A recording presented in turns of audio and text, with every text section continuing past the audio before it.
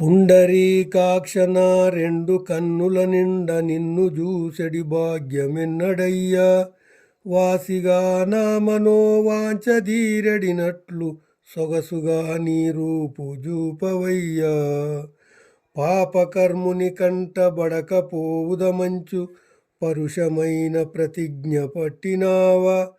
వసుధలో పతిత పావనుడవీ వంచునే పుణ్యవంతుల నోట బొగడ వింటి.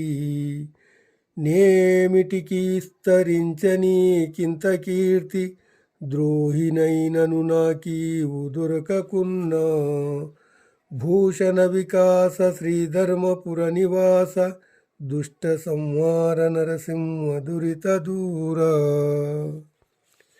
భావము: ఓ నరసింహస్వామి, పుండరీకముల వంటి కన్నులు గలస్వామి, నిన్ను కన్నులార చూడవలెనను నా కోరికను తీర్చుము. అందముగా నీ దర్శనమును నాకిమ్ము. నా కంట పడరాదని కఠినమైన నియమము గాని పాటిస్తున్నావా. పుణ్యాత్ములు నీవు పతిత పావనుడని పొగడగా విన్నాను.